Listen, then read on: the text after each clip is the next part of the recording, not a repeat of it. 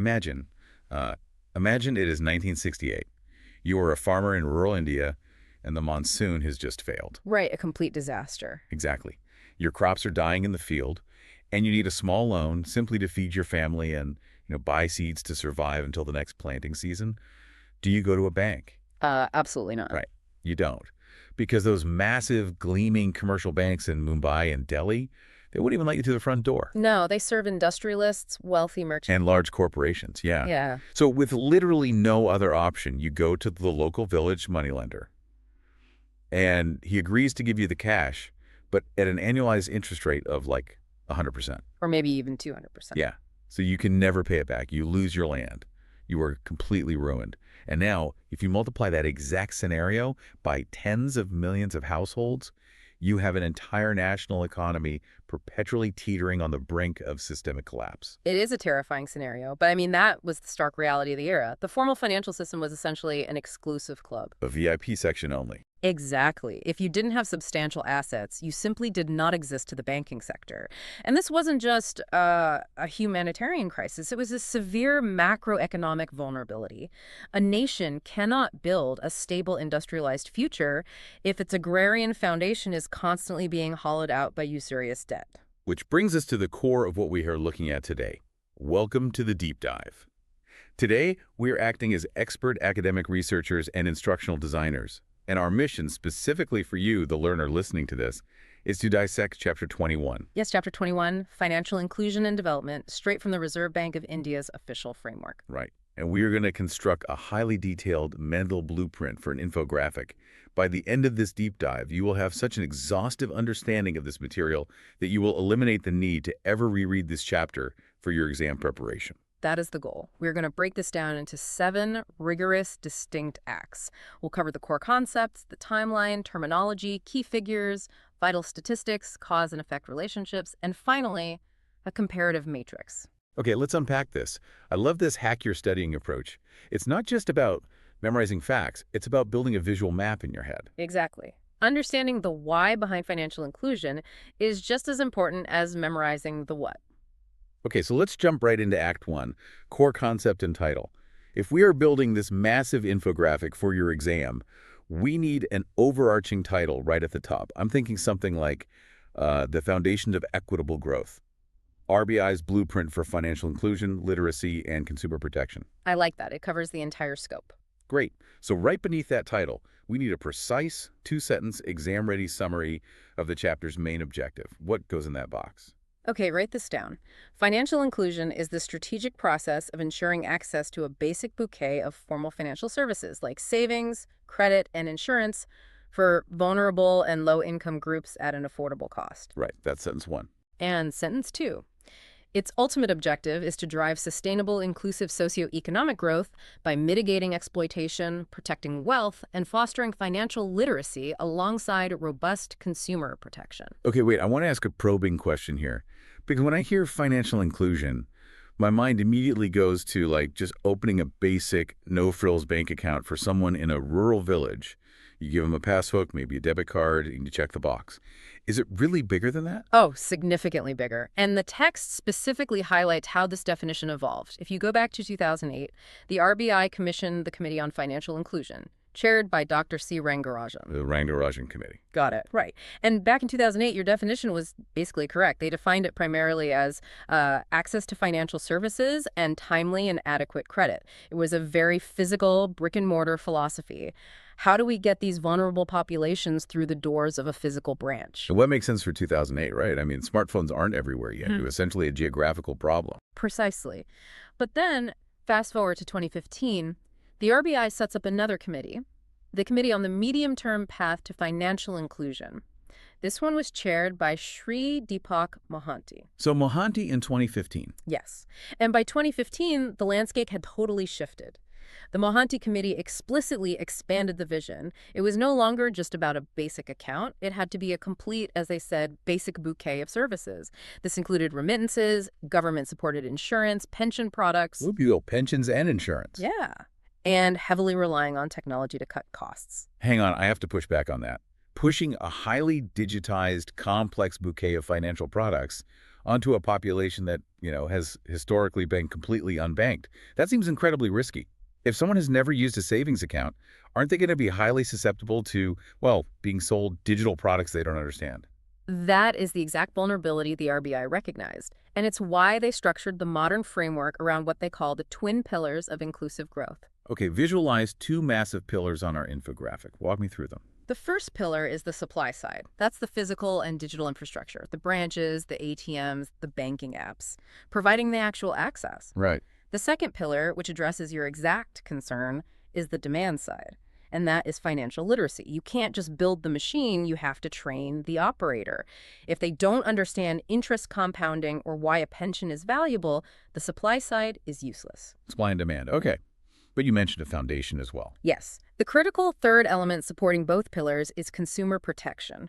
Without a strict framework to prevent fraud, predatory lending, and mis-selling, these newly banked populations will get exploited, they'll lose trust, and they'll retreat straight back to the informal moneylenders. Which completely defeats the purpose. It's fascinating because it shifts the conversation from, like, let's do some charity for the poor to let's secure the entire macroeconomy. Right. I mean, the text actually cites the 1944 ILO Declaration of Philadelphia. The quote is, "Poverty anywhere is a threat to prosperity everywhere." Yes, they view financial exclusion as a massive systemic risk. Okay, so that's Act 1.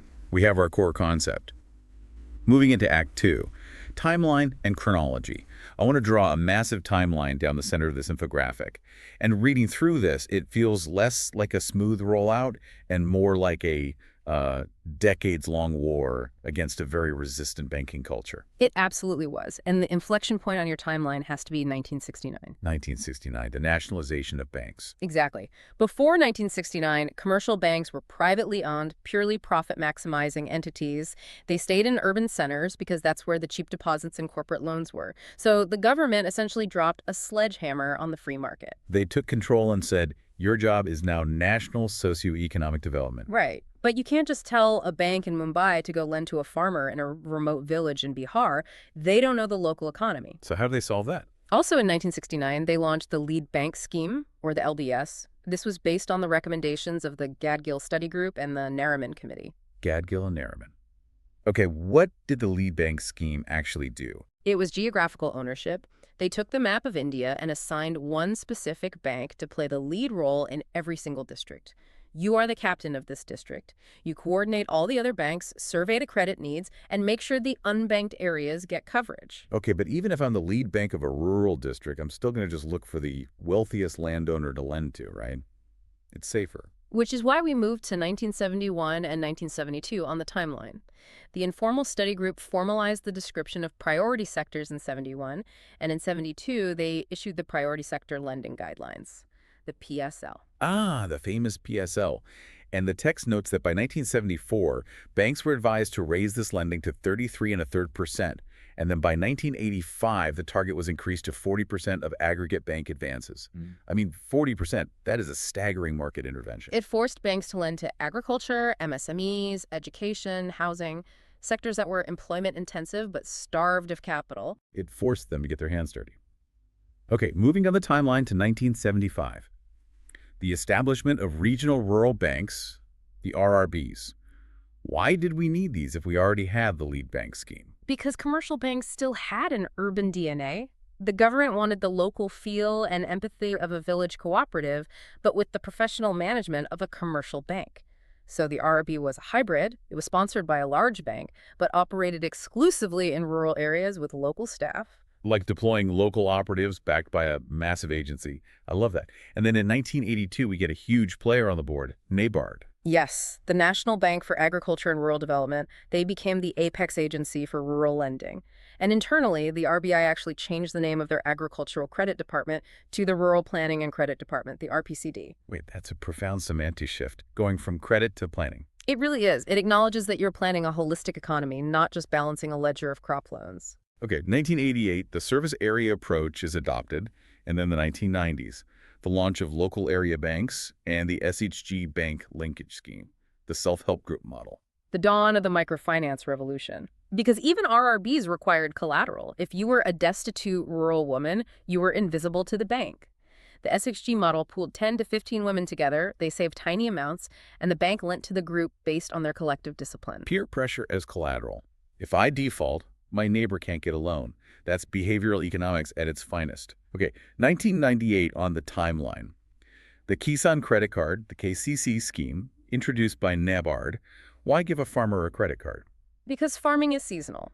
You need cash for seeds up front, but you don't get paid until harvest. Before the KCC, farmers had to do grueling paperwork every single season. Which means if the loan officer's on vacation, you miss the planting window. Right. The KCC provided a revolving credit limit for agricultural inputs, production, and crucially, consumption requirements. It smooths out their cash flow so they didn't starve between planting and harvest. Brilliant. Moving to 2006 and 2007, the Modified Interest Subvention Scheme, the MINSS. Yes, for short-term agriculture loans. Then, from 2010 to 2016, we see the first two phases of the Financial Inclusion Plans, or FIPS, being implemented. And in November 2011, the Technical Group on Financial Inclusion and Financial Literacy, the TGFIFL, is set up. 2014, the RPCD is rechristened as the Financial Inclusion and Development Department, the FIDD, and the guidelines for business correspondence are updated. Which perfectly sets the stage for the Big Bang in 2014 and 2015, the implementation of the PMJDY by the Government of India. The Pradhan Mantri Jan Antonio. The text says it vastly accelerated supply-side efforts. I mean, that feels like the understatement of the century. It was an unprecedented global-scale push to open zero-balance bank accounts for every unbanked household. It completely rewired the supply side almost overnight. Okay, rapidly finishing the timeline. 2016, priority sector lending certificates introduced, and Financial Literacy Week begins. 2016 to 2019, third phase of FIPS. 2017, banking outlets redefined, and the Center for Financial Literacy pilot begins. Then in 2019, payments banks are included in the lead bank scheme, and we see the National Strategy for Financial Inclusion, the NSFI, running from 2019 to 2024. Followed by the National Strategy for Financial Education, the NSFE, from 2020 to 2025. Also in 2020, a comprehensive review of priority sector lending and co-lending guidelines. 2021, the PIDF scheme is operationalized. 2022 to 2024 is the fourth phase of FIPS, focusing on digital services. And then a big one in June 2023. The Enter Drishchai dashboard is launched. Finally, 2024 to 2026 kicks off the fifth phase of FIPS, focusing on fintech collaboration. Phew, that is a massive timeline. It is, but tracing that chronology is essential for the exam. Absolutely. Okay, moving to Act 3. Key terminology and definitions. Let's build a glossary box on our infographic. We need to bold these concepts. First up, the FI index. The Financial Inclusion Index is a composite index capturing the extent of financial inclusion across three dimensions: access, usage, and quality. It incorporates banking, investments, insurance, and pensions. Got it. Next term, banking outlet. A fixed-point service delivery unit for a scheduled bank or payment bank. It must be manned by bank staff or business correspondent, and this is key for the exam open for at least 4 hours per day, 5 days a week. So no random vans driving through once a month. It has to be reliable. Okay, next, URC, Unbanked Rural Center. A rural Tier 5 and 6 center lacking a core banking system-enabled outlet of any scheduled bank, payment bank, or RRB. Okay, term number 4, business correspondents or business facilitators, the BCs and BFs. These are the extended arms of banks providing services at the grassroots level. I like to think of them as like human mobile bank branches navigating the last mile. Yeah. You know, a trusted local shopkeeper with a micro ATM. Okay, moving on. PSL. Priority sector lending, the policy mandate ensuring resource flow to vulnerable and employment-intensive sectors. Right, and then PSLCs, priority sector lending certificates. What are these? Instruments enabling banks to trade their surplus PSL achievements to other banks facing shortfalls. Like carbon credits, but for social lending goals.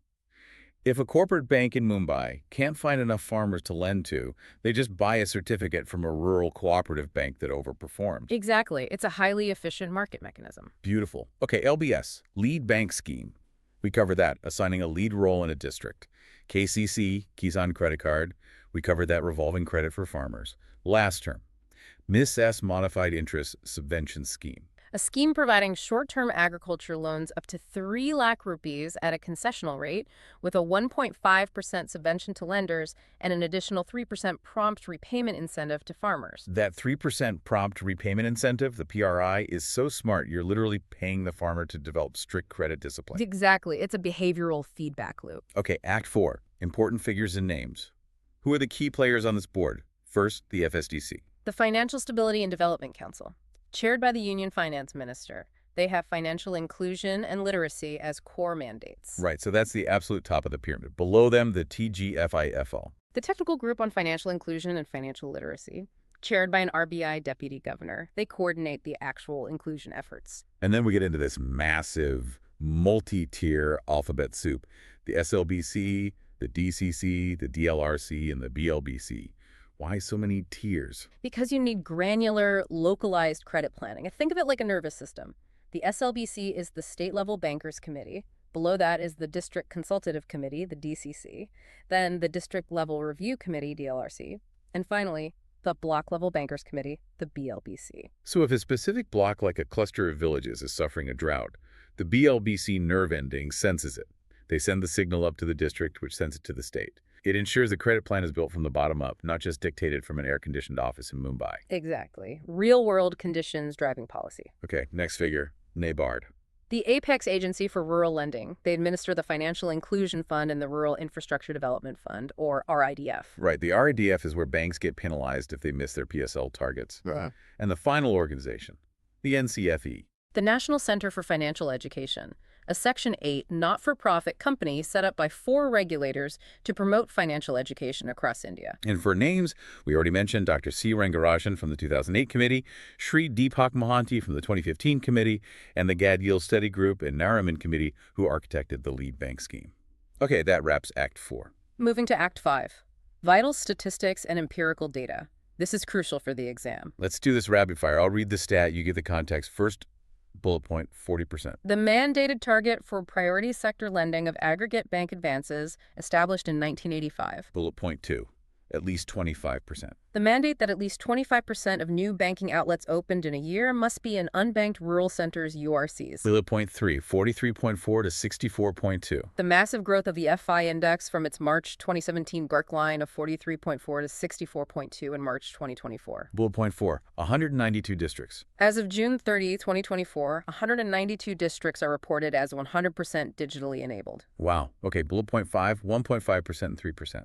Under them assess 1.5% interest subvention to lending institutions and a 3% prompt repayment incentive to farmers. Bullet point 6, 2,421 and 7,225. The scaling of the CFLs. As of July 2024, 2,421 Centers for Financial Literacy are established, covering 7,225 blocks. Bullet point 7, 30% and 50%. The target demographics for those CFLs. They aim to reach at least 30% of the population across 50% of the villages in identified blocks, focusing on ages 18 to 60. Final stat, 22 states. As of July 2024, 22 states have partially or fully integrated financial education into their school curriculum. That is a lot of data, but presenting it as isolated high-impact bullet points makes it so much easier to digest. Absolutely. Okay, Act 6, cause and effect relationships. This is where we draw the arrows connecting everything on our infographic. We need to clearly map out the because of XY happened leading to Z narrative. Let's start with the big one, the inclusion stability loop. Right. Because vast segments of the population lacked access to formal finance, they relied on usurious moneylenders, making them highly vulnerable to economic shocks. Like the farmer with the failed monsoon. Exactly. This threatened overall macroeconomic stability, which directly led to the creation of massive supply-side interventions like the PMJDY, the BC models, and strict banking outlet mandates. Arrow number 2, the PSL enforcement mechanism.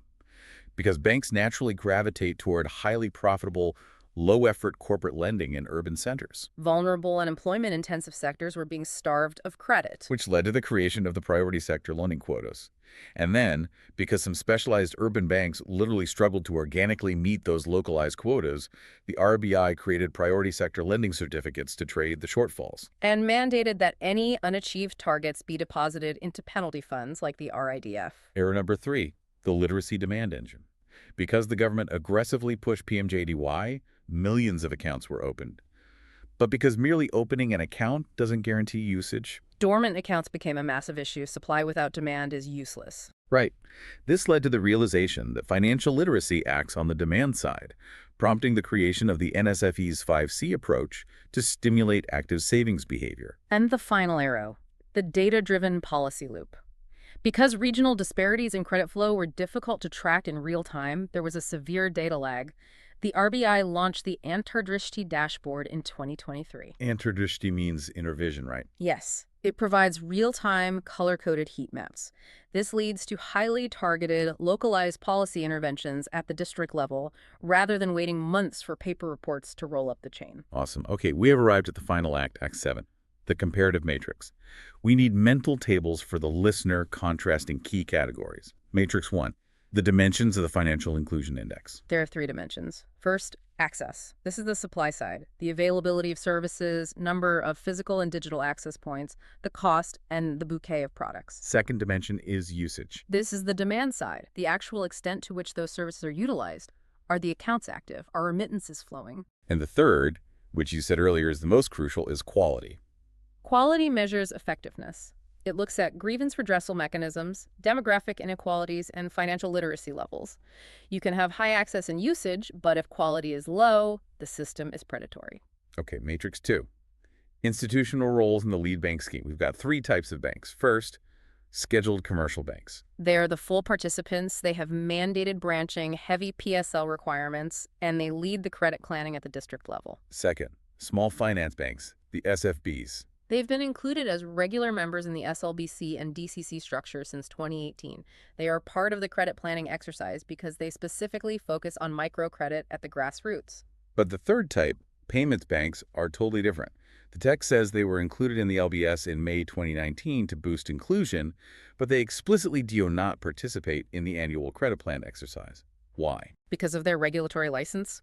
Payments banks are essentially secure digital wallets for remittances. Their license strictly forbids them from lending. If you can't issue credit, you have no role in a credit plan. Got it. And our final matrix, Matrix 3, the 5 C's of the National Strategy for Financial Education. The NSFE. Let's list them out. Number 1, content. Developing tailored curriculum for schools, MSMEs, senior citizens. Number 2, Capacity. training the intermediaries like BCs and teachers to actually deliver that financial literacy. Number 3, community. Evolving sustainable community-led approaches like embedding the CFL hubs directly into the villages. Number 4, communication. Using technology and mass media, like Financial Literacy Week, to broadcast the message. And number 5, collaboration. Integrating efforts across ministries, regulators, and stakeholders so everyone is pulling in the same direction. And there it is. The blueprint is complete. It's a massive intellectual architecture to digest. It really is. I want to congratulate you, the learner, for sticking with us and building this rigorous mental infographic. You are now armed with every date, definition, and data point needed to master Chapter 21. You know exactly how the RBI wired a heavily decentralized, informal economy into a modern, regulated financial grid. But before we sign off, I want to leave you with a final thought to mull over as you prepare for your exam. Oh, I love these. Hit me. We've seen how financial inclusion evolved from literally forcing banks to open rural branches in the 1970s to trading digital priority sector certificates today. Right. So ask yourself this. As artificial intelligence and algorithmic lending take over the banking sector in the next few years, how will the RBI measure the quality dimension of that FI index? Oh, wow. Will a machine and algorithm optimizing purely for risk and yield be able to ensure fairness, empathy, and consumer protection for the most vulnerable populations? Or will we need an entirely new regulatory paradigm, perhaps a 6C for the literacy framework in the years to come? That is such a fascinating question. If the machine decides who gets credit based on thousands of alternative data points, how do you prevent digital redlining? Exactly. Something for you to explore on your own.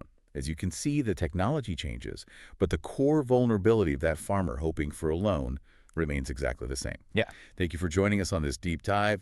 Good luck in your exam, and we'll catch you next time.